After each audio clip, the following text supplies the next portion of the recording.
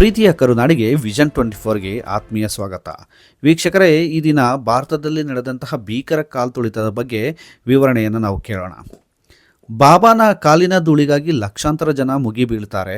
ಹೀಗೆ ಮುಗಿಬಿದ್ದಂತಹ ಜನರನ್ನು ಬಾಬಾನ private security guard ಈ ಜನರನ್ನು ಮುತ್ತಿಕೊಳ್ಳದಂತೆ ತಡೆಯುತ್ತಾರೆ. ಇಂತಹ ಸಂದರ್ಭದಲ್ಲಿ ಆದ ನೂಕುನುಗ್ಗಲು ಈ ಅನಾಹುತಕ್ಕೆ ಕಾರಣವಾಗಿದೆ. ಬರೋಬ್ಬರಿ 123 ಜನ ಸಾವಿಗೀಡಾಗಿದ್ದು 80ಕ್ಕೂ ಹೆಚ್ಚು ಜನ ಸಾವಿನ ದವಡೆಯಲ್ಲಿ ನರಳಾಡುತ್ತಿದ್ದಾರೆ.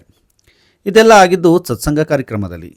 ಈ ಕಾರ್ಯಕ್ರಮದ ರೂವಾರಿ ಸ್ವಯಂ ಘೋಷಿತ ದೇವಮಾನವ ಯಾರು ಎನ್ನುವುದಾದರೆ, ಉತ್ತರ ಪ್ರದೇಶದ ಹತ್ರಾಸ್ ಗ್ರಾಮದಲ್ಲಿ ನಡೆದಂತಹ ಒಂದು ಸತ್ಸಂಗ ಕಾರ್ಯಕ್ರಮದ ರೂವಾರಿ ಸೂರಜ್ ಪಾಲ್ ಸಿಂಗ್. ಈ ಹಿಂದೆ ಈತ ಉತ್ತರ ಪ್ರದೇಶದಲ್ಲಿ ಪೊಲೀಸ್ ಕಾನ್ಸ್ಟೇಬಲ್ ಆಗಿ ಕಾರ್ಯವನ್ನು ನಿರ್ವಹಿಸಿದ್ದ. ನಂತರ ಈ ಸೂರಜ್ ಪಾಲ್ ಸಿಂಗ್ ಸಣ್ಣದೊಂದು ಆಶ್ರಮವನ್ನು ಕಟ್ಟಿಕೊಳ್ತಾನೆ. ಮುಂದೆ ಈತ ಬೋಲೆ ಬಾಬಾ ಅಂತೇಳಿ ಪ್ರಸಿದ್ಧಿಯನ್ನು ಪಡಿತಾನೆ.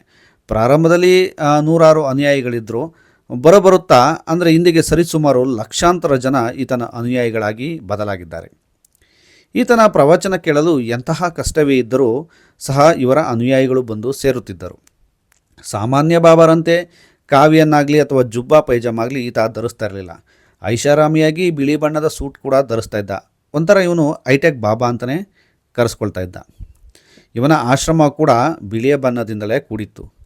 ನಾರಾಯಣಿ ಸೈನ್ಯ ಎಂಬ ಪ್ರೈವೇಟ್ ಸೆಕ್ಯೂರಿಟಿ ಪಡೆಯನ್ನು ಹೊಂದಿದ್ದ ಈತನ ಆಶ್ರಮಕ್ಕೆ ಪ್ರವೇಶವನ್ನು ಪಡಿಬೇಕಾದ್ರೆ ಈತನ ಪೂರ್ವಾನುಮತಿಯನ್ನು ಪಡೆಯಬೇಕಾಗಿತ್ತು.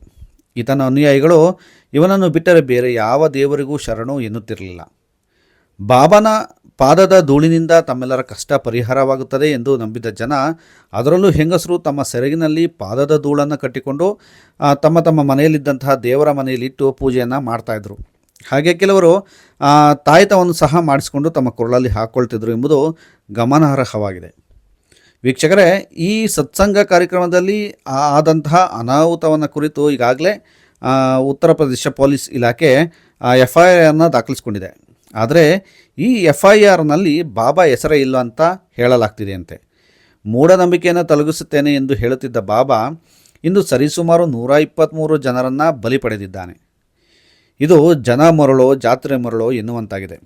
ಭಾರತದಲ್ಲೇ ನಡೆದಂತಹ ಅತ್ಯಂತ ಭೀಕರ ಕಾಲ್ತುಳಿತ ಪ್ರಕರಣ ಇದಾಗಿದೆ. ಹೀಗೆ ಜನ ಮೂಢನಂಬಿಕೆಯ ಬಲಿಯಾಗುತ್ತಿರುವುದು ವಿಪರ್ಯಾಸವೇ ಸರಿ.